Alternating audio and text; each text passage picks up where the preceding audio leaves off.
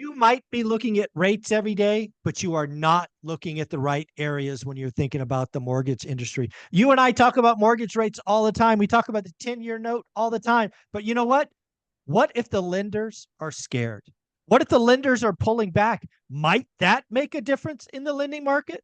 We're going to talk to the one and only Matt, the mortgage guy, and we're not going to talk rates. We're not going to talk 10-year. We're going to talk about the industry's appetite to lend because I think it's going to shock you. What do you got, buddy? Well, I've got a lot of data. In Q2, as a company, we closed 2010 loans for about 700 million. And we closed that across near 20 different lenders. So I'm not talking about one specific lender. I'm not talking about one specific product. I'm talking about lending as a whole. Hundreds of millions of loans funded, 24 different lenders that we've used. And this is the opposite of marketing, right? If I wanted business to come in, I would talk about rates are down and they're down friggin' 20 basis points. I would say things are easy, come on down. I'm going to be known for telling the truth, Mike. And the truth is lenders are tightening the screws a little bit.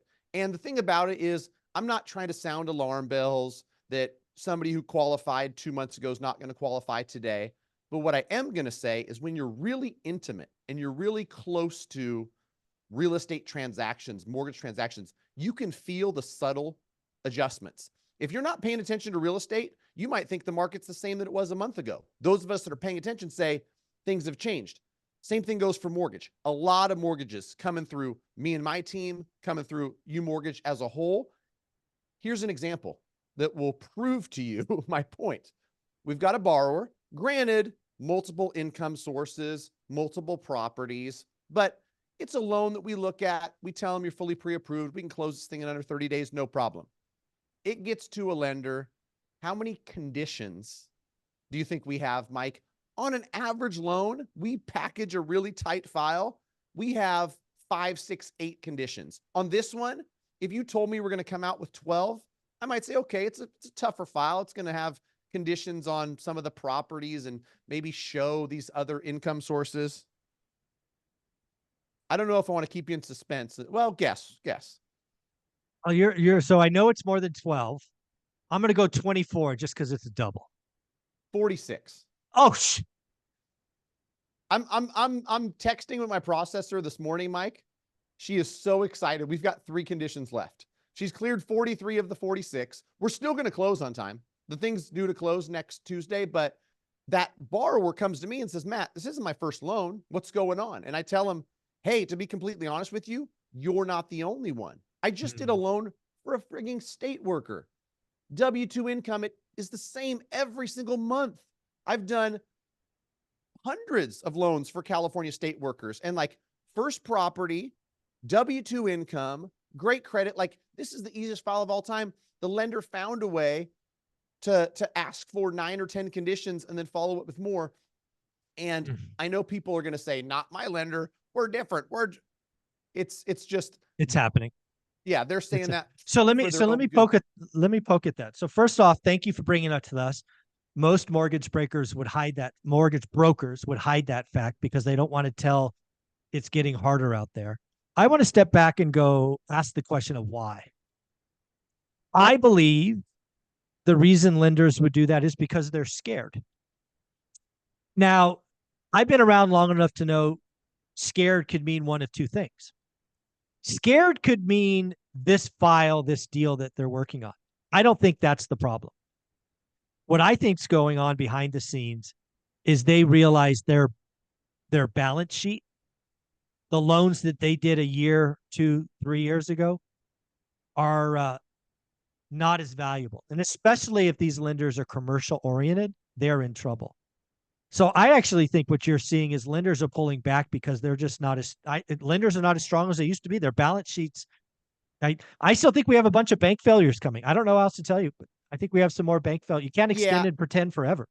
Right. And for my side where I'm working, sell lenders that are, strictly residential for the most part, it's probably not that. But what I think, if I were to guess, and so this is going to be where no lender's excluded. You can't tell me you're excluded if Fannie and Freddie start fine-tooth combing things and everyone's packaging these loans and selling them to Fannie and Freddie, then the lenders naturally say, you know what? we're getting more buybacks than normal. They're kicking more stuff back to us. We're going to clamp down on our underwriters and say, don't let this happen again. We don't want 2% So let's talk coming about that, back to because us.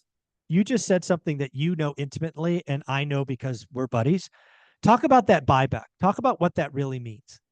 Well, the way to understand it for the layman, I think the way that I understand it is most lenders, almost all lenders that are doing conventional loans are just packaging loans according to the rules of Fannie and Freddie, because they're Correct. the end buyer. And so they're saying, Correct. here's the debt to income ratio, here's that.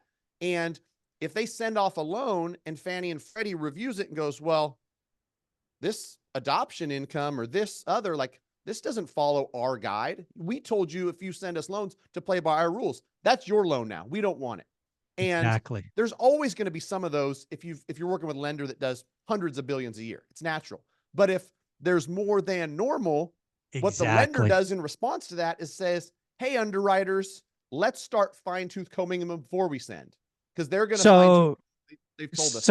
So again, we're completely guessing. I'm completely guessing. This is not my area of expertise. Admittedly guessing. But it makes sense, right? If Fannie and Freddie have started in the last 90 days kicking loans back to lenders saying, hey, you missed this, not a pass. You have to take it back. It's now yours. You get enough of those, that's going to mess with your ratios. And you're going to do everything you can to prevent that from occurring in the future. Because because again, what's going to happen in that case? You probably have to sell that loan to somebody else at a discount. Or let it sit on your books, and lenders don't necessarily want too many of those. I think they don't like that. The message I want people to hear is, I don't think this is going to have such an effect that I'm telling you you're not going to qualify. I'm setting a proper expectation of, don't be upset if the lender, which people forget this too, they're writing a check for $500,000 on a loan on a purchase that you're making for $525,000. So, like, of course they're going to ask for things. Right now, they're going to be a little bit more strict on asking for it. And it's not me. It's not just the companies I'm broker to. It's across the board. I know it to be fact, right? And I have plenty of conversations with other, mortgage lenders that are brave enough to be honest. And so it's just the nature of the beast. You think about it in an environment where buyers are a little bit uncertain, election coming up, uncertain economic times.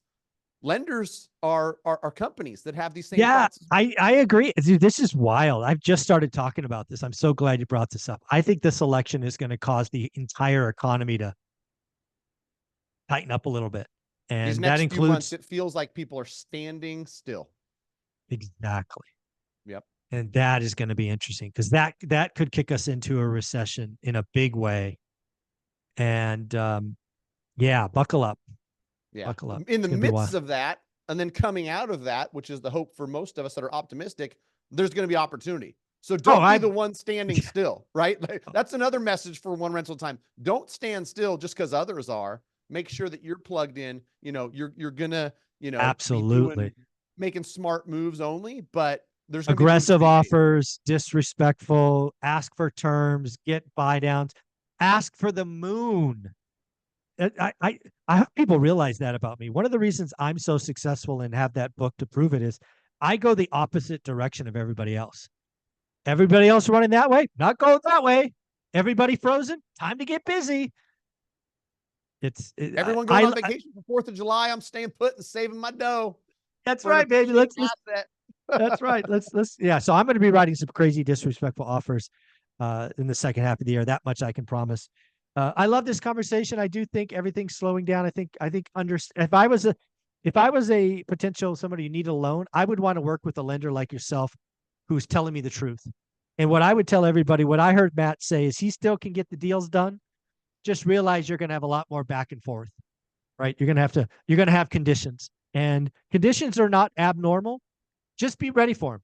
More documentation, more of this. You may have to send something 2 or 3 times. It's not abnormal. Just be ready for it. Yep. I'm not always going to tell you what you want to hear, but I'm going to tell you what you need to hear. That's a guarantee. GreatMortgageBroker.com. Connect with me and the team. We're in 48 states. I'm happy to help, but I'm not going to lie to you. I'm not going to do that just to make you or me feel good.